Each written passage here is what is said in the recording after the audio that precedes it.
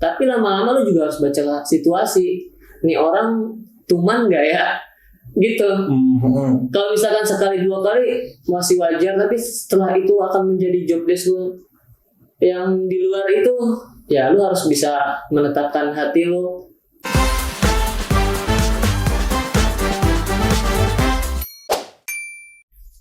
Halo teman-teman, balik lagi bersama gua dan Go. yang masih bersama narasumber tercinta kita, Mas Akmal. Kali ini kita bakal ngebahas topik yang lainnya karena tadi udah kita menanyakan seputar family dan parenting kayak gimana. Nah ini kita bakal lanjut ke apa sih kira-kira kendala-kendala dalam berkarir di perspektifnya Mas Akmal sendiri ya. Nah ini kita coba mulai aja dari awal mulanya Mas Akmal nih, mungkin sebelum dari di kantor kita dari gudang furniture itu awalnya tuh gimana sih Mas awal dapat berkarir? Soalnya kan kalau misalnya kita lihat di luar sana kan banyak gitu ya pertanyaan-pertanyaan dari fresh grade atau mungkin memang orang-orang yang pengen switching karir, dan kebetulan kita kan berkarir di digital juga ya, banyak orang yang misalkan dari let's say tadi dia dari dokter atau nggak mungkin dari jurusan arsitektur atau teknik sipil pengen switching karir ke ranah digital kayak kita ini, misalkan dari di desain grafis atau misalkan digital marketer, itu gimana sih kira-kira Mas Akmal memulainya awal-awalnya? Boleh dijabarin langsung? Oke. Ini pertanyaan agak panjang nih, jadi gue agak mencerna sedikit ya. Jadi disclaimer dulu kan, ini pure dari asumsi gue ya. Jadi buat kalian yang lagi nonton juga, kalian juga masih punya asumsi sendiri. Mobil khusus yang kita bahas adalah mobil khusus. Kayak ceramah anjir. Apalagi kita sekarang pasti tidak memunafikan, asik. Pekerjaan sekarang itu kan kita berkecimpung di dunia kreatif ya. Apa kayak si Adit, lo kan junior graphic designer, kalau di sini gudang furniture. Gue content creator, gue desainer grafis. Kalau dari pertanyaan tadi, gimana buat switching ya, pengalaman dari kerja mungkin yang tadinya A menjadi B gitu, menjadi desain grafis yang seperti sekarang dari gue. Kalau dari gue jujur, kalau pengalaman kerja, alhamdulillahnya setelah gue kerja tuh memang tracknya gue tuh sudah dijalankan gitu sama Tuhan tuh. Gue sebagai desainer grafis. Jadi kalau emang gue boleh cerita sedikit, gue lulus sekolah, gue langsung jadi junior. Kalau bahasanya itu digital printing. Jadi salah satu usaha digital print tuh yang lumayan besar mungkin di Indonesia. Itu gue jadi junior.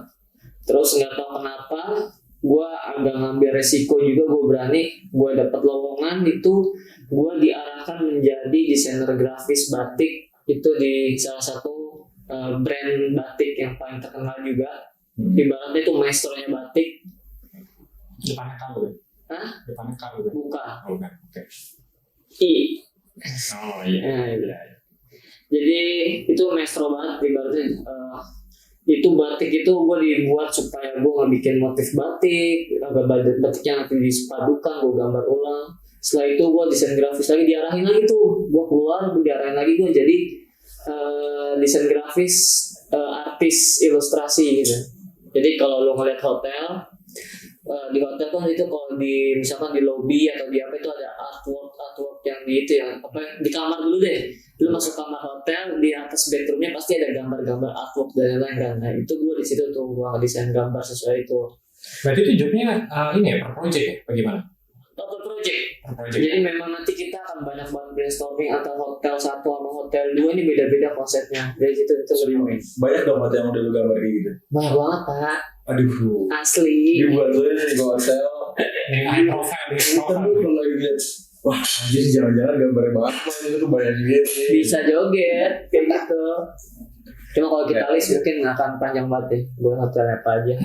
Yang pasti itu emang kebetulan di kantor gue nge-hire-nya itu hotel-hotel kelas 4 ke atas. Jadi kelas bintang 4 ke atas, 5 ke atas lah itu. Setelah itu gue di sini nyemplung, gue keluar. Di sini jadi desainer grafis untuk kebutuhan furnitur di bidang furnitur, tapi makin kesini makin kesana Gua diarahkan menjadi desainer UI buat website, kebutuhan website. Karena kita harus rebranding ya. Nah, kalau kita nggak ngikutin zaman yang sekarang, pasti kita akan kalah dengan perusahaan-perusahaan yang kecil tapi dia membuat sebuah tampilan website yang bagus, yang fungsi. Otomatis kita harus upgrade diri lah ibaratnya gitu. Jadi kita harus rebranding lagi, reconcept lagi gitu. Jadi gitu sih. Jadi alhamdulillahnya gue masih sesuai jalur sebagai desainer grafis. Hanya fungsinya aja yang beda. Seperti itu. Tapi kalau misalkan kayak dari lu sendiri nih, kayak misalkan mostly kita bergerak di dunia kreatif itu awal Mas Akmal sendiri itu kan apa ya sebutannya bekerja itu by project gitu loh. Nah saat switching ke pekerjaan yang let's say punya kontrak atau nggak misalkan jadi karyawan tetap dari kerja 9 to 5 itu ada sedikit jet lag gitu nggak sih? Itu balik lagi ke pribadi ya. Maksud gue gini, lu ingin tendensinya, maksudnya gini, nanti gue coba arahkan ya, koreksi nanti. Kalau yang gue tangkap itu, misalkan dari karyawan yang pekerjaan ini udah nyaman, ternyata gue harus pindah ke pekerjaan yang lain yang kita belum tahu jenjangnya gitu ya, tetap atau tidak gitu. Gitu kan? Iya begitu. Begitulah kurang lebih ya. Otomatis kan gue harus ngambil resiko. Jadi gue harus siap, ataupun kalau nanti gue tidak akan diperpanjang atau mungkin diperpanjang, at least gue sudah mempersiapkan mental gue buat menerima konsekuensi itu. Yang penting gue agak nggak setuju kalau orang bilang udah lu kerja yang nyaman-nyaman aja, kerja yang benar, jujur, terus kerja jangan aneh-aneh di kantor dan lain-lain. Itu tuh tidak seperti itu, betul tapi nggak sepenuhnya betul, bro. Jadi memang lu boleh kerja dengan betul dan lain-lain, tapi kita juga mau tidak mau harus sedikit memahami karakteristik dari orang-orang yang di sekitar kita juga. Jadi dalam artian harus kompromi. Betul, kita harus, itu sifat kompromi secara non verbal atau tidak verbal tuh ibaratnya soft skill lah. Oke. Soft skill harus lu punya. Jadi nggak mungkin lu saklek dengan nggak mau gua Oke, kerja gue udah datang jam kayak gini, boleh seperti itu, asalkan ya jangan bablas juga, jangan selalu juga, dan jangan terlalu slow juga. Kita juga ikuti ritmenya, tapi setelah mengikuti ritme dia nggak merubah pola mindset lu dalam bekerja tuh. Itu yang bahaya tuh. Lu bekerja ngikutin ritme, tapi lu ke bawah arus. Itu banyak banget gue temuin kayak gitu. Contohnya ya gimana ya? Banyak banget sih trikinya. Misalkan gini, sekali 2 kali lu dimintain bantuan lah. Akmal tolong besok bantuin ini gitu ya. Sekali 2 kali oke. Sorry bang, di luar job desk apa gimana? Di luar job desk. Tapi itu masih lu mampu ngelakuinnya. Lu bisa. Gue bisa. Oke, gue bantuin sekali. Tapi lama-lama lu juga harus baca situasi. Nih orang tuman nggak ya? Gitu. Kalau misalkan sekali 2 kali masih wajar, tapi setelah itu akan menjadi job desk lu yang di luar itu, ya lu harus bisa menetapkan hati lu. Sorry nih, gua nggak bisa buat ini ngerjain terus kayak gini, kerjaan gua nggak bakal kepegang kayak gitu. Mungkin kalau mau dipaksakan bisa, tapi nanti lu yang akan ke bawah arus. Dan itu very dangerous banget sih kalau menurut gua. Itu yang maksud gua bilang contoh kecil. Jangan terbawa suasana arus seperti itu. Jadi berkata lu jangan terlalu membiasakan let's say terlalu membagi jarak atau selalu mengiyakan. Iya, jangan jadi yes man. Iya, jangan jadi yes man. Ujung-ujungnya ntar lu overwhelm sendiri gitu. Iya, nanti lu yang makan itu ya. Kadang seperti itu sih, gitu. Gitu ya. Lanjut bahas sekarang. Apa tuh? Trouble atau masalah yang lu alami selama lu bekerja? Kerja di mana dulu kita nih? Jadi dari perusahaan sebelumnya atau perusahaan ini? Mungkin perusahaan sebelumnya aja kali yang kira-kira apa sih poin-poin unik di dalam gitu ya? Let's say trouble yang pernah lu temuin. Ya mungkin di saat nggak pas lagi lu sedang bekerja atau mungkin pas lu lagi job hunting juga bisa kan kayak gitu. Oke. Yang karena gua seorang desainer grafis, jadi otomatis yang akan menjadi problem yang sering gue temuin itu adalah selera desain. Ya. Iya, yang nggak mungkin dong selera yang lain, selera ini. Karena kan emang setiap orang kan seleranya beda-beda. Betul. Apalagi yang paling banyak gue temuin adalah gimana ya? Kalau gue bahasanya tuh, gue di kantor sebelumnya itu adalah seorang idealis. Maksudnya idealis adalah jalur desain gue memang gue mau gambar seperti ini untuk hotel ini. Tapi owner yang akan klien yang pasti dia iyain aja karena dia mengapresiasi seorang seniman, seorang ilustrator grafis dan itu bagus buat di hotelnya, pasti dia approve. Paling perubahannya ya sedikit-sedikit misalnya warna. Nggak sampai ngerubah konsep full. Betul.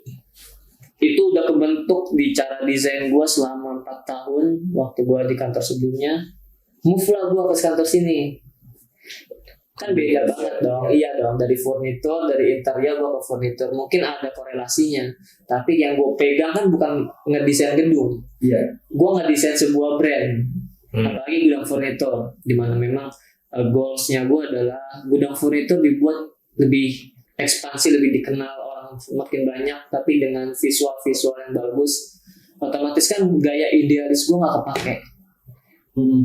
Jadi itu pernah gue ada sedikit kontradiksi juga tuh. Jadi emang dengan atasan kita, dimana gue ngebuat sebuah foto produk atau ngebuat gaya konten kita itu dibuat dimana pada zamannya soft selling lagi hard banget, lagi viral banget tuh. Soft selling dalam artian desain yang tidak terlalu banyak dalam visual, tidak ada harga, tidak ada banyak teks dan lain-lain. Tapi pada zaman itu, pada saat itu bos tercinta kita ini dia masih memakai konsep hard selling. Mungkin itu nanti ada korelasinya dengan saat kita ada podcast kedua dengan anak konten ya, dengan Mas Adrian. Nanti itu kita juga ngerasain banget tuh ya. Dia juga ngerasain di momen itu. Jadi kita kalau soft selling itu yang bagus begini Bu desainnya. Ternyata atasan kita nggak mau, saya maunya itu ada harganya, ada ininya. Nggak salah seperti itu, memang itu tidak salah, tidak ada yang salah mau hard selling atau soft selling. Cuma idealis gua kan waktu itu soft selling, idealis atasan gua hard selling. Itu gimana berantem ya tuh. Mungkin berantemnya tidak secara pukul-pukulan, tapi secara apa ya, jalur ninjanya berbeda lah kalau bahasanya. Iya. Lu maunya ini, lu maunya ini.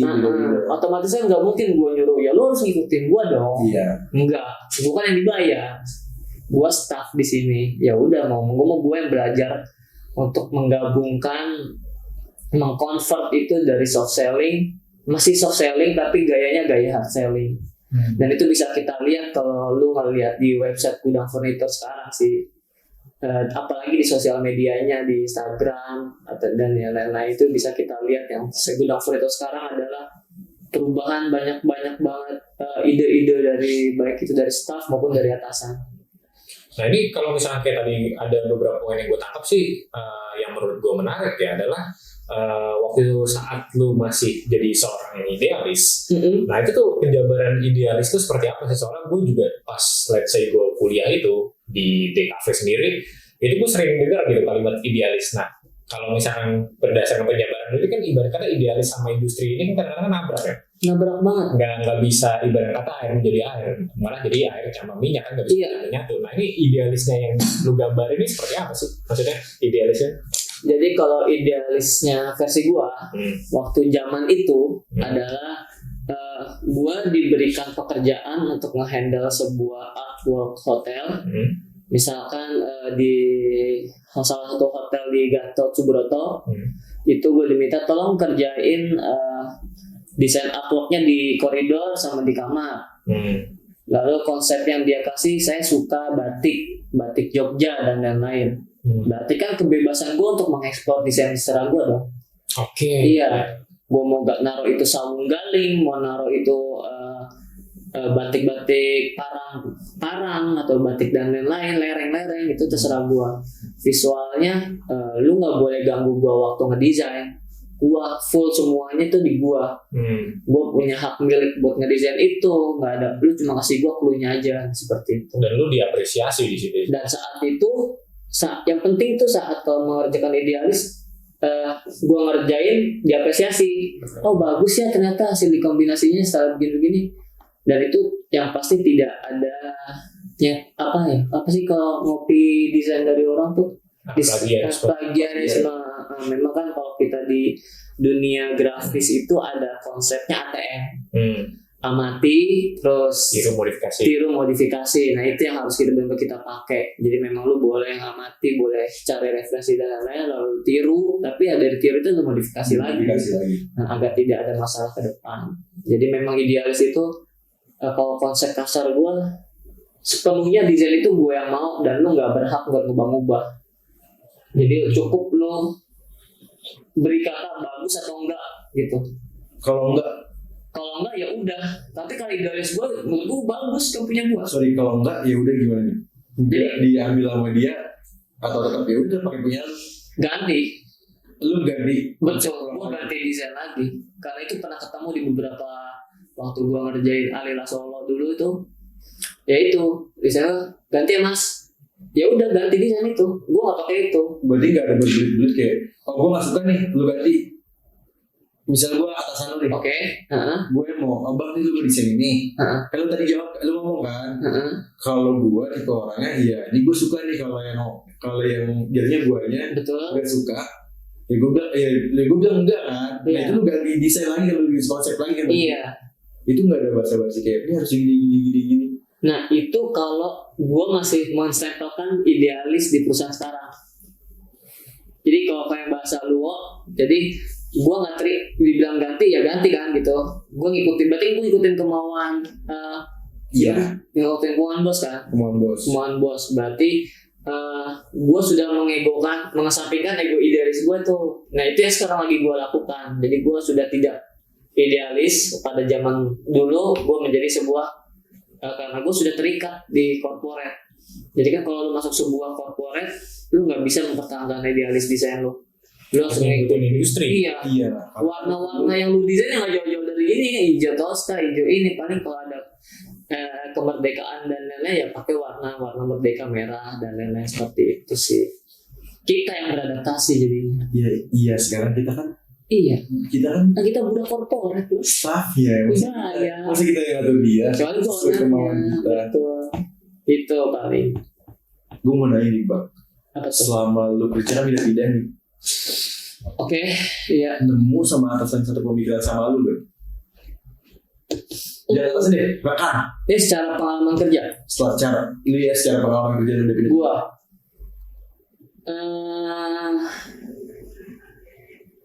Nemu. Jadi itu gue pernah ngerasain di kantor gue sebelum ini. Jadi memang mungkin kalau memang tidak gue yang mengikuti dia mau ngeblend sama gue seperti itu. Jadi dia ada tuh salah satu dia alumni ITB juga kalau nggak salah. Dia bikin brand, pokoknya dia lebih expert dari gue deh. Dia benar-benar idealis banget parah, lebih gila lagi. Dia cewek. Oh cewek. Iya, yang gue bilang kalau cewek boleh di sesi tadi, gue bilang cewek boleh ngerokok, boleh ini, dia lebih.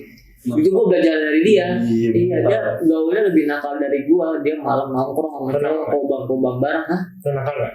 Gue enggak. Gue tipe yang taat malam ikut majelis. Gue banget. Setelah itu akhirnya gue ngeliat, ternyata yang tadinya gue nongkrongnya cuma di kantor sebelumnya lagi itu dengan pembatik, dengan desain grafis yang statis, dengan itu ternyata setelah gue kantor yang ini, yang setelahnya pergaulannya tuh gak cuma segitu. Desain grafis tuh banyak ternyata ilmu, dan orang-orangnya tuh benar-benar orang-orang beragam. Yang kerja gue ngeliat cuma pakai kolor tapi artworknya keren-keren. Dan lain-lain tuh benar-benar para seniman, atau mungkin ketemu dengan komunitas Pak Weda atau WPAP yang kalau diminta gitu-gitu. Gue pernah ngobrol dan lain-lain. Ternyata tuh edan sih, dan itu gue temuin. Dan alhamdulillahnya juga di sini anak-anaknya juga asik di bidang furnitur. Gue selalu ngeblend. Ya nggak nyebrang gitulah gitu. Paling gitu. Masih normal aja nongkrongnya. Nggak ada yang terpaksa aja dong. Nggak ada dong. Dari hati lah. Nah, kalau dari pengalaman lu nih so far, berkepanjangan gitu. Kayak let's say ada beberapa orang yang memang agak sulit nih beradaptasi, yang nggak misalnya di ranah pekerjaan aja gitu. Kalau misalkan let's say gue berteguh keras nih, gue pengen kerja di bidang ini, pengen begini, idealisnya masih kencang kayak misalnya kayak nggak tahu. Nah itu troubleshootingnya itu apa sih? Kayak lu harus melakukan apa gitu biar let's say idealis lu ini agak kendor gitu. So lu diterima gitu di industri. Kan soalnya kan banyak banget gitu, apalagi kayak let's say lulusan zaman sekarang mungkin kayak ya kita standar aja tahu banyak kayak lulusan zaman sekarang mereka tuh pengen kerja tuh WFH, fresh grade start, pernah kan kayak fresh grade start dari 8 juta atau 10 juta. Nah itu buat ngendurin idealis mereka kan itu gimana gitu solusinya dari gue ya. Betul. Yang lu berpengalaman banyak kerja ini solusinya Dari gue adalah ini buat gue juga ya. Mungkin nanti kalau bisa diambil, lu ambil nih di cup tuh jadi apa TikTok lu. Catat Bang. Jadi menurut dari gue, lu sebagai pekerja kreatif, kita nih sebagai pekerja kreatif, lu harus tahu dulu seberapa besar value lu dalam bekerja dan berapa besar value lu di perusahaan yang bakal lu ambil. Lu bakal bekerja di situ. Jadi sangat tidak masuk akal kalau gue ngeliat anak generasi sekarang. Lu baru cuma lulusan dari kampus bagus aja, tapi tapi lu sudah meminta gaji berapa digit lah atau apa. Sedangkan dunia industri tuh value lu cuma segini gitu. Lu ketemu teman kuliah tapi saat di corporate itu beda banget dunianya. Lu bakal ditai-taiin, lu bakal jelek. Lu ngerti nggak sih sekolah doang dibagus? Nah lu udah siap belum mental lu saat digituin gitu. Tapi lu udah minta gaji 10 jutaan, 15 jutaan. Jadi lu harus tahu dulu value lu sebesar apa dan apakah worth it dengan sebagai, apakah lu sebanding dengan lu yang meminta segitu tapi pengalaman kerja pun lu belum ada gitu. Jadi kalau buat ini mungkin untuk orang yang baru lulus ya, baru lulus tapi meminta kerja di perusahaan besar, langsung minta saya punya WFH dan lain-lain, terus gajinya segini, nggak dapat ngeluh di sosial media dan lain-lain. Padahal gue lulusan sekolah bagus, gue jawab gue kayak gini. Padahal mah nggak ngaruh. Iya nggak ngaruh gitu. Kecuali lu jalur orang dalam masuk perusahaan tersebut, boleh lah kayak gitu. Tapi nggak dipungkiri kalau misalnya nanti lu di dalam diceng-cengin juga. Iya. Paling di belakang. Oh ya, kalau nggak di depan di belakang. Iya. Lu si ini lulusan ini tuh kerjanya kayak anjing, dia nggak bisa apa-apa gitu sama teman-teman rekan-rekannya kan gituin. Jadi ya paling masukan gue kayak gitu. Kita juga harus tahu dulu value kita seperti apa dan apakah sepadan kalau misalkan kita menuntut hak lebih ke corporate, ke perusahaan kita, sedangkan value kita belum nyampe ke situ. Jadi kalau menurut gue jangan neko-neko dulu lah. Iya. Lu bangun value lu dulu, bangun kualitas kerjaan lu dulu seberapa, baru lu bisa nuntut itu sebesar itu gitu ekonominya.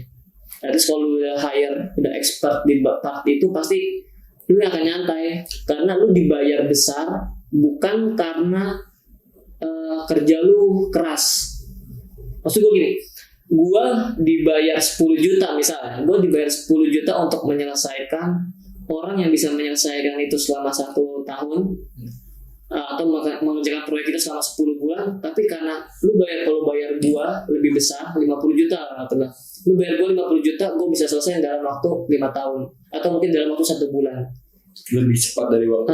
Kenapa? Karena lu bayar value gue, lu bayar skill gue dari pengalaman kerja gue sekian banyak, gue tahu solusi-solusinya yang lebih efisien, lebih terjamin kualitasnya dan lu bakal safety kalau gue yang handle. Nah itu value di situ bisa gue tekankan. Berarti kuncinya pengalamannya dulu ya. Betul, kualitasnya dulu lu benerin dulu di lu. Sama jam terbangnya. Iya. Jadi jual barang ya, jangan jual udang. Iya ada kalau bahasa negeri sebelah kan ada barang, ada kualitas, ada barang. Nggak mungkin barang murah dijual mahal kan edan kayak gitu. Padahal barangnya jelek kualitasnya. Tapi menurut gue Bang ya, kayak lu ngerasa nggak sih, lu diajarin di kuliah lu dulu atau pendidikan lu sebelumnya, pas lu masuk ke kerja tuh, lu ada sambil belajar lu sih? Ngerti nggak maksud gue?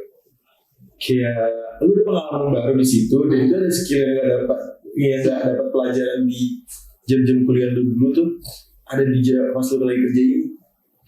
Itu gue ambil. Gue ada di posisi yang lu bilang. Kenapa? Lu nggak maksud gue, lu ngerasa gitu nggak? Kalau gue ngerasain gitu. Ngerasain. Kenapa? Karena waktu gue di kantor ini, kantor kita nih termasuk kantor yang sportif gue bilang, karena dia ngebantu kita buat memperbagus kualitas kita, value kita. Mungkin kita dikasih kesempatan ambil kelas, ambil ini dan lain-lain, kan lu juga ngerasain kan pernah di posisi itu, ditawarkan itu. Gua sebelum ditawarkan itu gue sudah ambil kelas karena gue tahu kebutuhan ini nanti akan dibutuhkan skill apa ya, gue ngambilnya mobile web development. Gue ambil kelas di salah satu kelas itu, IT kita juga tahu karena gue nanya dia juga, mas gue ngambil kelas ini kira-kira worth it nggak dilihat sama dia tuh, sama si Pak Osi di kelas-kelasnya. Oh ini bagus mah, itu toko apa sekolah ini bagus nih, udah gue ambil. Jadi itu yang gue bilang, balik lagi ke yang tadi, saat lu mau improve diri lu mau perbaiki value lu lebih bagus, lu mau nggak mau memang harus belajar hal-hal yang baru lagi. Karena kalau misalkan lu sudah nyaman dengan lu yang sekarang, gue jamin 1 tahun ke depan lu pasti kesalip sama anak-anak yang mau belajar, yang mau berkembang. Iya, kayak gitu-gitu. Jadi kita memang harus mengikuti juga sih, seperti itu. Gitu, daging ya, sosokan gue ya. Ya kalau misalnya gue rangkum sih ya, pertama sih kalau kayak kita kerja di industri seperti ini atau di korporat seperti ini, buat anak-anak fresh graduate di luar sana ya teman-teman ya. Pertama sih ya ukurlah, maksudnya kemampuan dan skill kalian itu seperti apa gitu kalau berdasarkan dari apa tuh statementnya Mas Akmal. Karena ya walaupun kalian berskill, tapi kalau misalkan let's say skill itu kan nggak diukur dari diri kalian sendiri gitu ya, dan pasti juga itu berdasarkan penilaian orang lain. Habis itu mungkin ada sertifikasi dari lain-lainnya segala macam lah. Nah itu turunkanlah sedikit ego kalian gitu loh dalam berkarir gitu. Jangan let's say kita pengen sehari itu anggaplah ya pengen sehari pengen jadi orang kaya, atau nggak pengen sehari pengen jabatannya tinggi. Nggak semua kayak gitu guys, semuanya itu bertahap gitu loh, ada tahap-tahapannya. Nggak orang-orang yang sukses di luar sana tuh juga nggak mungkin gitu sehari bisa kaya, atau nggak sehari bisa jadi let's say manager, jadi hedge fund, atau nggak jadi CEO. Nah intinya sih seperti itu guys ya. Mungkin untuk episode kali ini kita tutup aja. Thank you banget yang udah nonton episode sebelum-sebelumnya. Buat yang belum nonton nanti gue taruh linknya di bawah. Dari gue sih itu aja. Gue Adit dan gue dan we are signing out. Bye bye.